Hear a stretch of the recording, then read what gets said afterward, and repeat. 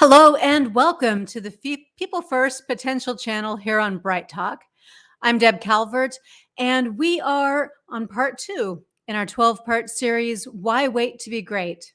Every month, we'll be talking about how to unleash your potential, how to recognize and unleash the potential in others.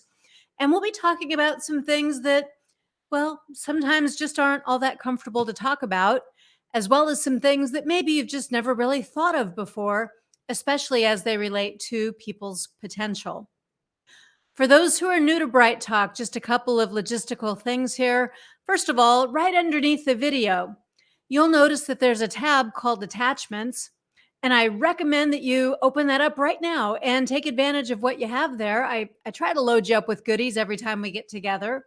And you'll see that the slides from today's presentations are there in case you like to print them and take notes. I'm hoping that you'll connect with me on LinkedIn. So I've given you a link to do that. I've given you some bonus resources like an ebook that builds on this topic. And I'll give you some follow-ups as well, some ideas about what you can do to continue if this is the sort of thing that's helpful to you. And I'll mention those as they make sense throughout the presentation. I'm Deb Calvert, and I am really happy to meet you. I hope that this is just the beginning of us getting acquainted, and that's why I want you to think about connecting with me on LinkedIn or coming on over to People First PS. That's the website where you can join the Connect community, and you'll receive a weekly newsletter. We don't do a lot of spam. Mostly it's just educational content about unleashing people potential and about leadership at every level. I've been doing this sort of thing for a while, so you can see my credentials there on screen. Mostly, though, what I want you to see are my email address in case you have any questions. If you're not watching live or if you don't have an opportunity to post your question here during the live session, don't hesitate. Just shoot me an email and we'll start up a dialogue. And then I've also given you the website link to People First Potential. That is our online learning academy. That's where you go if you'd like to do some deeper dive types of learning. If you have any interest at all in self-paced learning courses and sometimes live courses, well, we've got a wide range there. Some are free, some are low cost. All of them are getting great reviews, and so I hope you'll check that out. Okay, so enough setup. Today's topic is something that's really becoming increasingly important for leaders. But I think it's still largely unrecognized. It's not something that you hear in the day-to-day conversation in most organizations. And it is a competency that I believe is absolutely essential for leaders in this day and age. At this point in time where we are, sense-making is something you'll definitely want to know about and begin to master, to build as a competency for yourself and your organization. Now, let me start back. We're probably going back about 10 years when this term was coined, VUCA. VUCA is a description of the climate that we're all operating under. Right? VUCA stands for volatility, uncertainty, complexity, and ambiguity. And that refers to what people are experiencing day to day as they try to get their jobs done. Try to get their jobs done at a time of rapid change. Try to get their jobs done at a time when the present is uncertain, let alone the future. When there are multiple decision makers and lots of factors that influence decisions. And at a time when clarity is pretty hard to come by. It's just not as easy to get clarity about anything as it used to be. Now, this VUCA, this model, this goes back, like I said, about 10 years, certainly before the COVID-19 pandemic, work from home, and economic and political turmoil was all around us. So if anything, VUCA is only amplified over these past couple of years, and it certainly is something that people are experiencing much more than they'd like to be. And at the core of it all, at the core of what's going on today, between VUCA and between all the new developments, one of the big problems at the core is that we are all experiencing information overload, also known as infobesity or intoxication or information anxiety, info glut, data smog, call it whatever you will.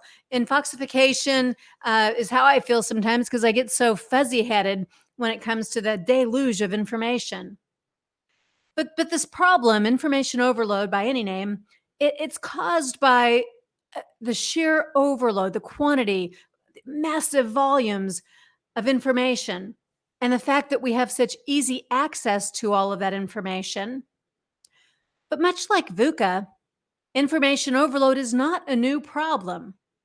In fact, the term information overload was coined back in 1964 by Bertram Gross in his book called The Managing of Organizations. And he referred, in fact, back to historical examples reaching as far back as the Renaissance.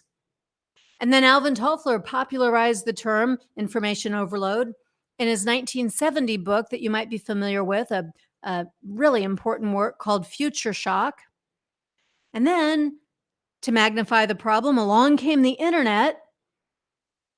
And the internet, of course, just decreased the difficulty of getting information and increased the likelihood that we'd be expected to have lots more information since it was right there at our fingertips.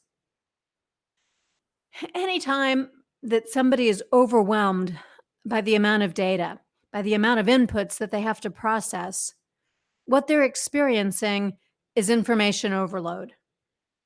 So in the workplace, modern day, people in most roles are inundated with new, different, and conflicting information every single day.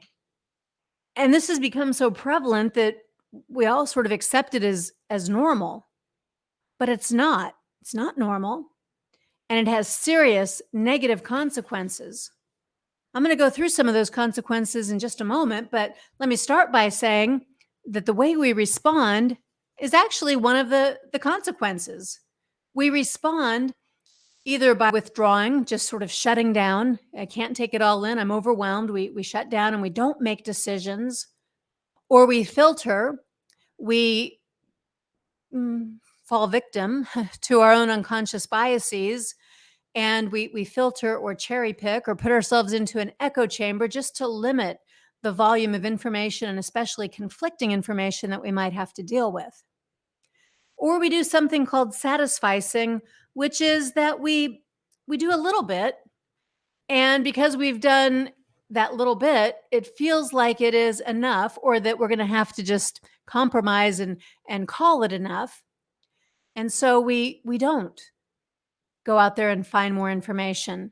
But because we did a little bit, even if it was within that echo chamber, we just allow ourselves to call it quits and to say enough is enough.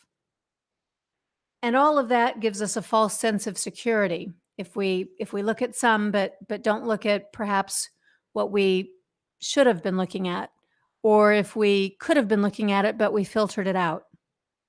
So those consequences alone have many implications, but there are more consequences that are really unfortunate. And among those consequences of information overload, infobesity, first of all, is that we're just not able. We're human. We're not machines. We're unable to retain information. In fact, memory loss is highly correlated with both multitasking and with increased volumes of information exposure. So we might exert pressure inside an organization to have people look at more and do more and get exposed to more information. And as we're doing that, we are pushing them to the point where cognitively they're going to be overloaded and unable to retain information, perhaps even vital information. Another consequence, these should be no surprise, as we're exposed to all that information, we become less productive. In fact, we sometimes become downright inefficient. The thing is that it takes longer to take in more information. And taking it in too much information, as I said a moment ago, that triggers cognitive shutdown. So our coping mechanisms for avoiding too much information, that's what leads to confirmation bias, echo chambers, filtering, and satisficing. Because of that, we end up with poor decision quality. It's not as good as it might have been if we weren't satisficing and filtering and all of that. So the information overload alone creates stress. And then because we want to get through it, we make that the goal. Let's just get through it. Let's just make a decision versus focusing on getting a good quality decision. Hasty decisions or satisficing under duress in this VUCA world seldom leads to the best possible outcomes.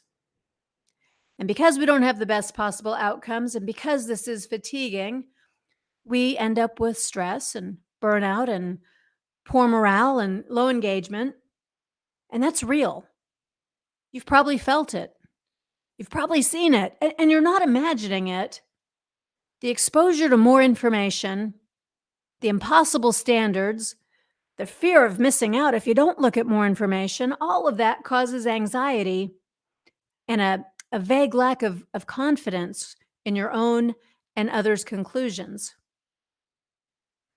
And look at that, I'm not even done yet. There are still more consequences, as if that wasn't bad enough. The next one is that we pass information along versus processing it, versus reflecting on it, critically thinking about it. And that only exacerbates the problem. Right? We're distributing the problem to more people by giving them more information when they're already too overwhelmed to analyze the findings they had before we pass something else along. So passing along information rather than sharing well-founded conclusions, that's a sign of overload.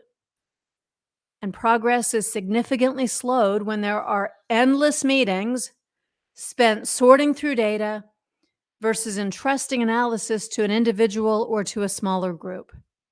We multiply the problem because nobody's really owning the problem, and people aren't trusting each other because they know too what it's like to have all this information and try to deal with it. Okay, so no surprise here. Because of everything I've just described, important information is overlooked, it's forgotten, it's missed entirely. We're competing for brain space. There's a LexisNexis study that's really interesting. It says that 91% of employees admitted that they discard emails, memos, or other information in the workplace without fully reading it because they just don't have the bandwidth for it. And because of all this, there's a financial cost. Of course there is. An estimated $650 billion is lost every year in U.S. companies as a result of information overload, missed information, and poor decision quality. And that doesn't even take into account some of the dovetail effects. Effects like you might expect, lost productivity that reduces the customer satisfaction, and lower employee engagement that comes from poor morale. So those costs aren't even factored into this equation. Whew, that's a lot. And it's all real. And it's all directly tied to this information overload. And it paints a pretty bad picture. And we've all been there. So I know you know exactly what I'm talking about. So it begs the question, right? You as a leader, and I don't mean somebody right up there at the top of the org chart, I mean leader at any level. You as someone that others rely on, someone that others count on for being a part of decision making or for being involved in the work that needs to be done collaboratively. What do you do about this? How do you make sure that you're not just one more piler on of information that people can't process? How can you do something different? How can you provide some sense of relief so that people have something else to do instead of just wallowing in this misery that's known as infobesity? What I'd like to propose is that you learn instead how to be a sense maker, because this is a great solution. Now, sense making, it simply means making sense of information, making sense of all these inputs so that we can do something with the information and the inputs, and then we can take action. Sense making, that term was introduced back in 1995 by the granddaddy of sense making. His name is Carl Weick. And he described it as the activity, sense making is the activity that enables us to turn complexity in the world into something that can be comprehended quickly and explicitly. So, sense making, it's about getting clarity for people. It's about helping them make sense of all this information that they already have, as opposed to having them just go out and collect and react to information. It's a skill to be able to help people make sense of where to look, what to look at, how to make sense of all of it. Now, let me just show you how this is different. I'm going to give you some contrasts here. Some people are really good delegators when it comes to having information be gathered. They go out and get information, go talk to the other department, go read the literature, go do the analysis. Right? We delegate, we tell people to go get the information. And some people are really good givers. They have a lot of information. They've stockpiled it, or they know exactly how to access it. And so they give out information to other people. And some people, well, they've already made their own conclusions. They've looked at information. It may or may not be relevant and current in this moment, but they've got some stuff. And so they just tell you what you need to know, or what they think you need to know. So your choices that you are probably more familiar with are delegating, giving, or telling. But sense makers do something a little bit different.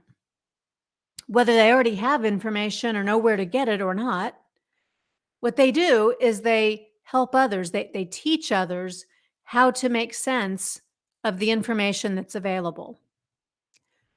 So let me give you some insights from Gartner. Gartner, the research company, has done quite a bit of research around sense making. And they propose that there are 3 different ways that you take this approach, 3 different things that you do. First, you connect, you figure out what the other party's information needs are before you start piling on more information. Before you send them out to gather information, you first figure out what the needs are for information. Do we have information? Do we have diverging points of view?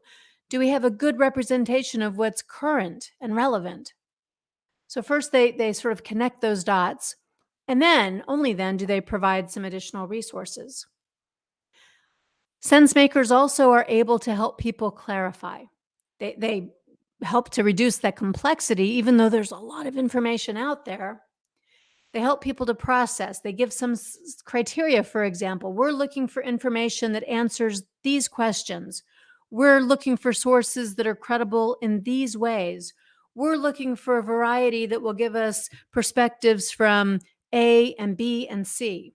Whatever it is, they clarify what makes for good information out there in the environment, and it helps people to winnow out the information that is not necessary.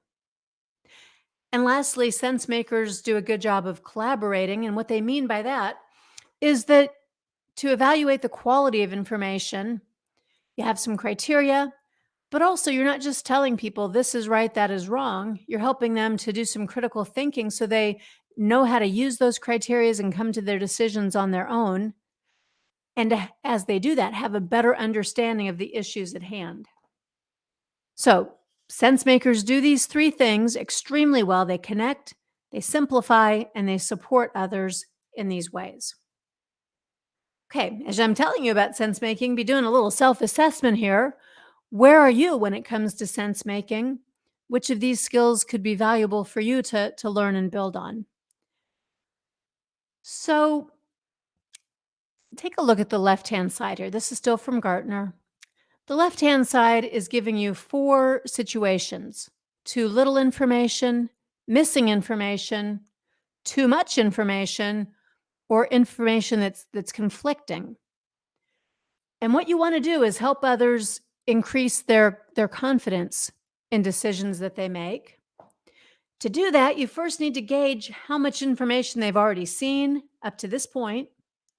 You have to help them determine what information they have that is useful and what information they may have that's not nearly as useful. Maybe they need to take a step back and go out and find different information. And so as somebody who's going to help them connect, clarify, and collaborate, you're first evaluating how much information do they have and what could they be doing with that information. Okay, then if there's something missing, you're going to help them realize for themselves. You don't just say, go get information about this or accept my information about that. That doesn't build the skill for the long term. But you help people to identify those gaps and to find ways for themselves, as a coach might, find ways for themselves to go out and fix the problem. This is really also about curating, helping people to understand how to curate information, how to collect it and pick that which is best and which represents a multitude of perspectives. Sometimes you are going to encounter people, I think more and more now than ever, people who they're lost. They don't know what to do. They have too much information. They're overwhelmed. They maybe have shut down. So you're helping them to make sense by helping them pick out some key themes, by picking out what is repetitive versus what is representing a new or different point of view. You help them with pattern recognition and with categorizing that information, sorting out that information so that they feel like they can get a handle on it. Not everyone has experience with that type of analysis, and not everyone feels like they have time to do that. If it's an important decision, if it's important to help them build those skills, then, well, you have to give them permission and help them to make the time for that so that in the future, it won't take as long. And last but not least, I think this too is something that is happening more than ever. There's so much contradictory information. And so how do you explain? How do you reconcile those differences of opinion, those conflicting pieces of information? Helping people again to learn how to critically think, how to separate the pieces out, how to know what kinds of sources are reliable and why will help them to get through all of that. So we've got these solutions, gathering information, clarifying and reconciling and synthesizing, but this is not exactly a process that goes in exactly that order. So although a sense maker needs to be someone who's good at connecting, clarifying, and collaborating, you'll probably find yourself more often doing some of those things with some people, depending on what their needs are in that moment. All right, so now to help you make sense of this whole idea about sense making, what I want to do is give you a list of the very specific things that sense makers do. You quite likely do some of these things already. Keep doing them. People need this. And there are probably going to be some things on this list that you don't do. And that would be a place to focus and to build some competence or to get a thought partner who has strengths where you don't. See, sense makers, they guide others to explore a wider breadth of information and inputs and create roadmaps to navigate through it. Sense makers think critically to challenge assumptions and barriers that people have in seeing links between information. And they ask really good questions to promote self discovery and to identify any gaps in assimilating information. Sense makers guide others through the process of deconstructing complexity. So when you do those things, it does take time, but it saves a lot of time more often than not because it prevents you from making errors in the decisions that you make. It builds trust so that there's not as much rework and there's not as many meetings to endlessly discuss something that nobody has confidence in. And it saves time because it teaches people these skills so that they don't become frozen and they don't make mistakes and they do have confidence in their own abilities to take all that information and do something productive with it. Let me see if I can say this another way because this is a really important point. Sense making provides context to people. It combats ambiguity. It helps people to feel like the risks associated with unchecked information overload are more manageable for them. And during times of rapid change, sense making helps people make faster transitions because they're able to understand them better. Here's what happens far too often in business. In businesses, a lot of times we rely on sense making's counter competency, which is often phrased as dealing with ambiguity. We expect people to be good at dealing with ambiguity. So rather than addressing ambiguity, that competency suggests that managers and others should somehow figure out their own ways to operate despite that ambiguity. I kind of think that expecting people to deal with ambiguity is a little bit of a cop out. Instead of helping them make sense of things, what you're suggesting is that they should navigate through information overload and make sound decisions, even as things remain ambiguous and confusing and complex. Sense making, by contrast, it sorts out what's ambiguous. It connects dots and provides clarity. Sense making is not a synonym for analyzing or for sensing. Right? But both of those things are involved, but sense making is more. It's taking in what's known, it's considering what's unknown, it's pulling it all together and then breaking it down into manageable chunks that are relevant, important, and meaningful to the task at hand. So, what about you? When you see this list on screen, what about you? Okay, what are some areas where you're strong and some areas where you have room to grow? And don't be too hard on yourself, right? This is one of those situations where probably you don't know what you don't know. You may never even have heard the word sense making before, let alone thought about what exactly is it that sense makers do? And why does sense making matter? And what are the implications of information overload left unchecked without anyone doing this thing of sense making? So, you're right about where you probably should be if this is first time awareness for you. Don't be hard on yourself, but do be interested in developing whatever deficits you may have, and we've all got them. But I'll give you a shortcut. Here's a way to start getting really good at sense making in all three of those areas that we've talked about. You can do some really good work in sense making if you'll just start asking some different kinds of questions. And I'll give them to you. Remember, the slides are right here. If you look at the attachments down below the video, you can pull the slides and you can start asking these questions more routinely. So here are some easy questions you can ask for the first part of sense making, which is really getting people connected to relevant resources.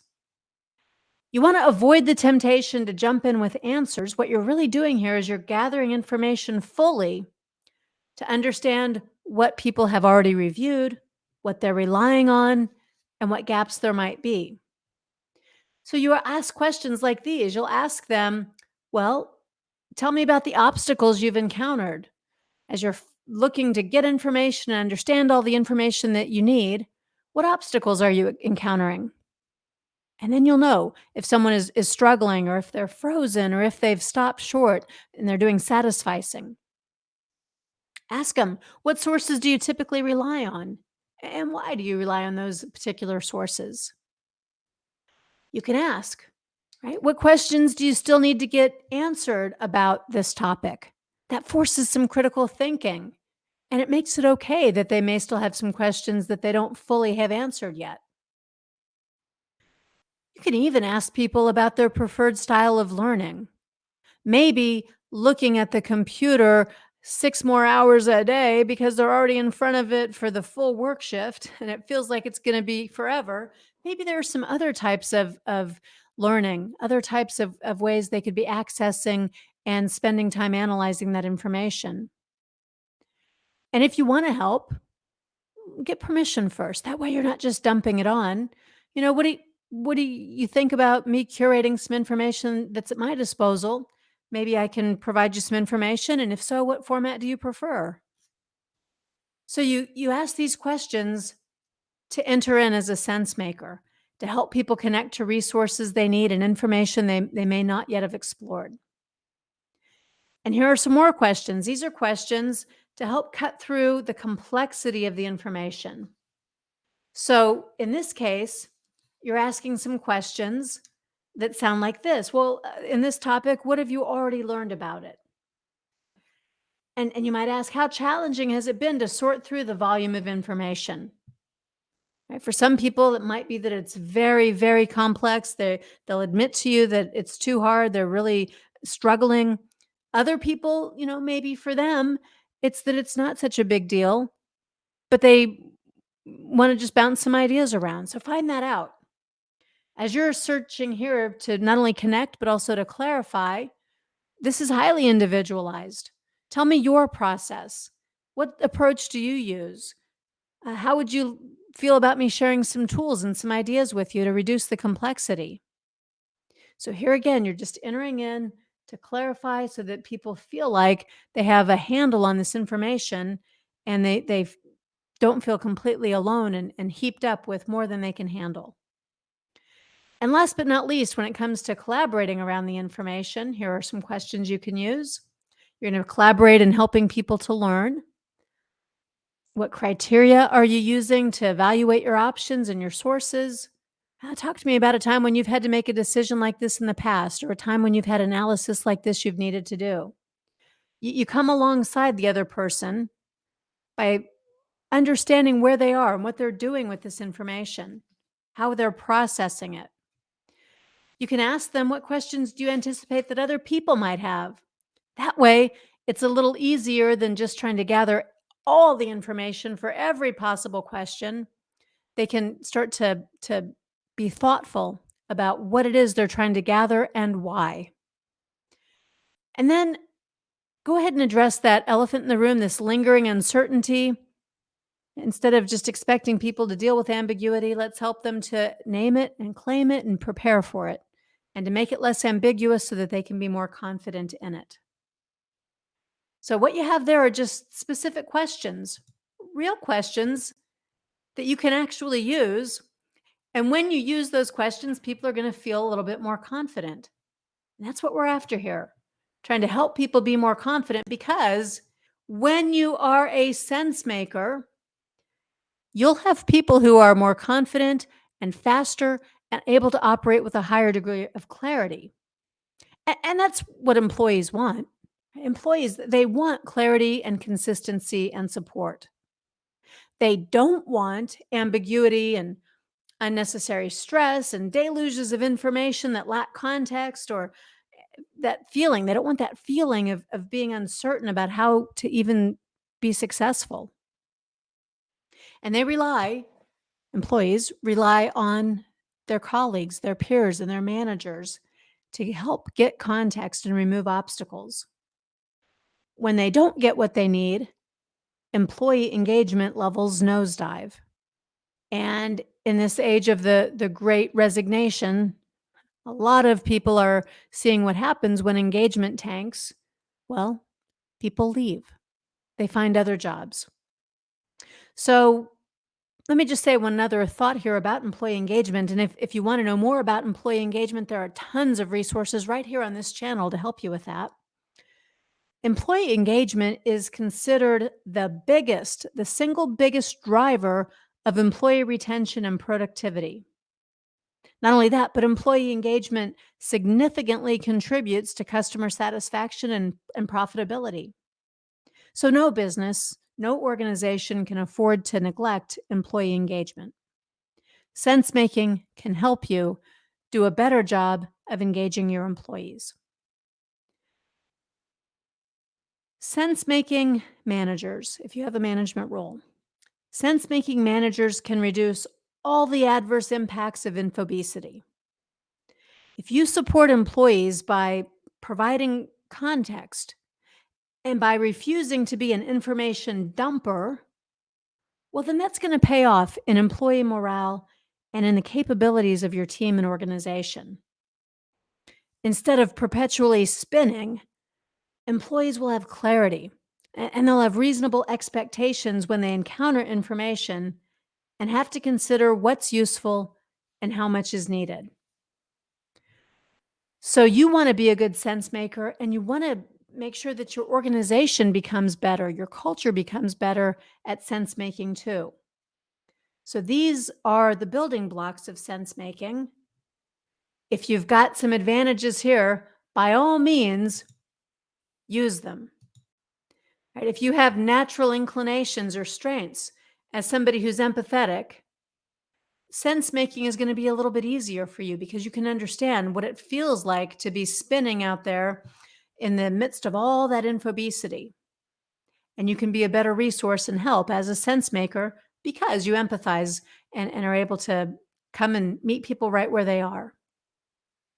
There are some other soft skills that will be useful. I've mentioned critical thinking a lot, but I don't think I've mentioned the value of communication skills when it comes to being a sense maker. You probably already put two and two together. Yes, questions and then listening to people and being able to come alongside to collaborate and to clarify and connect with them. All of that implies that communication skills are going to be valuable.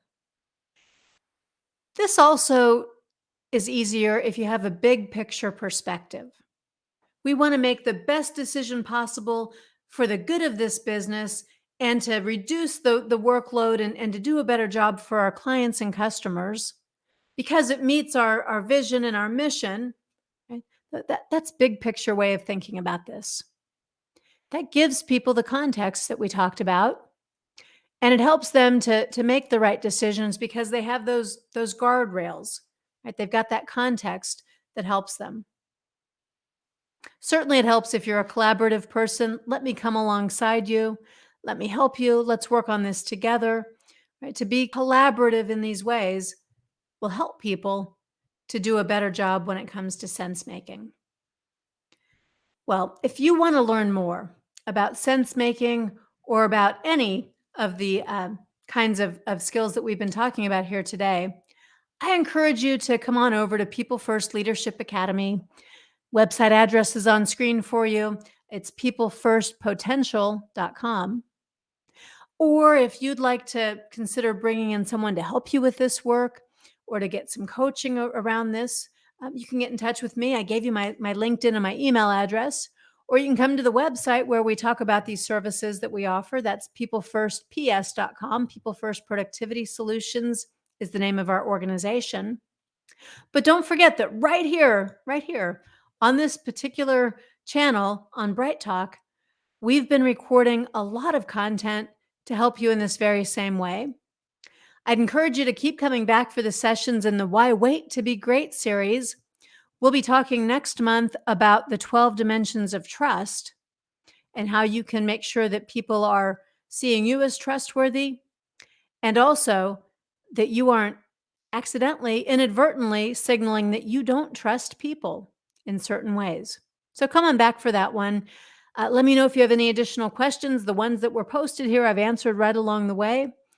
So go forth and conquer by becoming a sense maker.